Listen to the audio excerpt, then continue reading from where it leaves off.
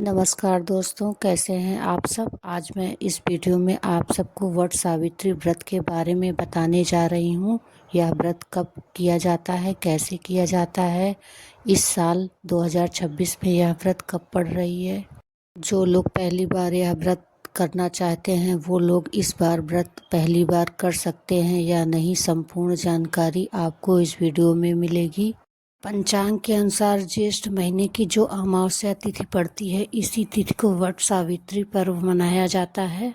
इस साल ज्येष्ठ महीने की कृष्ण पक्ष की अमावस्या तिथि जो पड़ रही है वो पड़ रही है 16 मई 2026 दिन शनिवार को। इस दिन यह व्रत पूरे भारतवर्ष में मनाया जाता है। यही व्रत महाराष्ट्र और गुजरात में ज्येष्ठ माह की कृष्ण पक्ष पूर्णिमा तिथि को मनाया जाता है। तो इस व्रत में सुहागनें वट वृक्ष की फेरी लगाती हैं और अपनी पति की लंबी आयु की कामना करती हैं। वहाँ पंच देवता स्थापित करती हैं। एक विशेष बात ध्यान दीजिएगा, जो लोग नवविवाहिता हैं, जिनकी अभी विवाह हुआ है, वो यह व्रत रखने की सोच रहे हैं। तो इस बार 2026 में पहली बार जो लोग व्रत उठाना चाह रहे हैं वो लोग बिल्कुल भी यह व्रत ना उठाएं, क्योंकि इसके एक दिन बाद मलमास लग जाएगा। अधिक मास होने के कारण एक दिन पहले से ही यह माना जाने लगता है। एक दिन पहले से ही अधिक मास लगने के एक दिन पहले से ही तो इसलिए इस बार नए लोग पहली बार यह व्रत बिल्कुल भी ना उठाएं।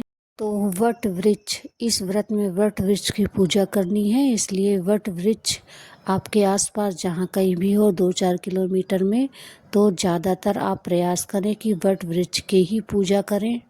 वट वृक्ष जितना पुराना होगा उतना ही पूजा के लिए अच्छा माना जाता है। अगर आपके आसपास वट वृक्ष नहीं है, आप वहां नहीं जा सकते, किसी भी परिस्थिति में आप बाहर रहते हैं या फ्लैट में रहते हैं, कहीं भी रहते हैं, तो आप वट वृक्ष तक नहीं जा सकते हैं, तो अपने घर में तुलसी जी के पास पूजा करें, क्योंकि इस दिन अमावस्या है तो वहाँ सभी देवी देवताओं का वास होता है। तो आप अपने घर की तुलसी में उसके पास कलश वगैरह रख के पूजा कर सकते हैं। और वहीं पे एक पीला कपड़ा बिछा के उस पे पंच देवता स्थापित करें। पंच देवता की मूर्ति रखें, नहीं तो फोटो रखें, नहीं तो आप बरगद के पत्तों में पंच देवता को स्थापित करें। ये पंच देवता हैं ब्रह्मा जी, सरस्वती माँ, श्री हरि विष्णु जी, सत्यवान और सावित्री माता। आप एक पीला कपड़ा लें, एक कलश लें, तुलसी माँ के पास वो पीला कपड़ा बिछा के उस पे चावल का आसन दे और बरगद के 5 पत्तों पे इन 5 देवताओं का नाम लिख के वहाँ पे स्थापित करें।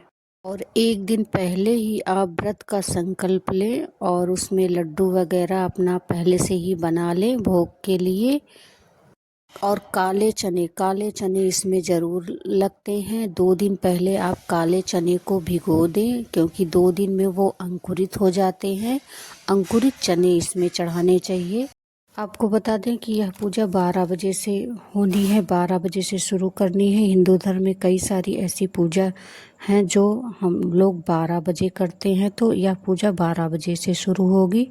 फिर आप पंच देवता की विधि विधान से पूजन करें, उनको भोग लगाएं, दीपक जलाएं, धूप दीप जलाएं, सभी पूजा विधि विधान से करें, सब सामग्रियां चढ़ाएं। उसके बाद सब पूजा करने के बाद, धूप दीप लगाने के बाद फिर आप परिक्रमा करें। अगर आप बरगद के पेड़ के नीचे पूजन कर रहे हैं तो आप बरगद की परिक्रमा करें। अगर आप घर में पूजन कर रहे हैं तो आपने जो कलश स्थापित की है उस कलश की तुलसी माँ की परिक्रमा करें।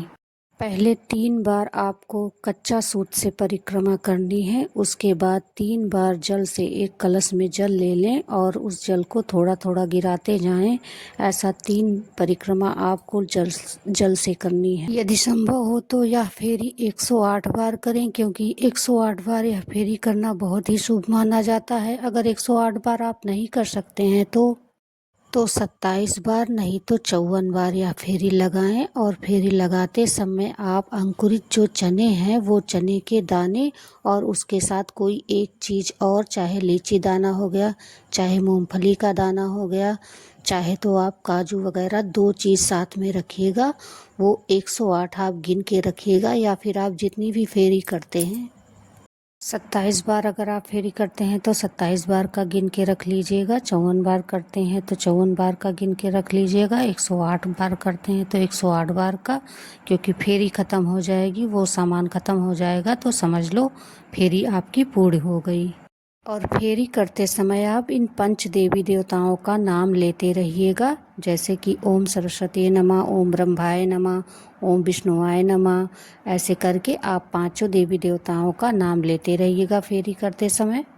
पूजा में जो कलश आपने रखा है, आप पूजा समाप्त होने के बाद उस कलश का जल आप वहीं बरगद के नीचे उसको छोड़ के कलश वापस ले आएंगे। अगर वो कलश मिट्टी का है तो आप वहीं छोड़ देंगे, दूसरे दिन पंडित वगैरह ले जाएंगे उसको। और अगर आपने घर में पूजा किया है तो वो कलश वैसे ही रहने देना, आपको वो कलश उस दिन नहीं उठाना है, वो कलश आपको दूसरे दिन उठाना है। आपको मैं बता दूं कि जो लोग उद्यापन करना चाहते हैं वो इस वट सावित्री को उद्यापन कर सकते हैं। नया व्रत पहली बार नहीं उठा सकते, लेकिन उद्यापन करने वाले उद्यापन कर सकते हैं इस दिन। सबसे ज़रूरी बात ध्यान दीजिएगा कि पूजन विधि विधान से करने के बाद आप कथा ज़रूर पढ़ें या सुने।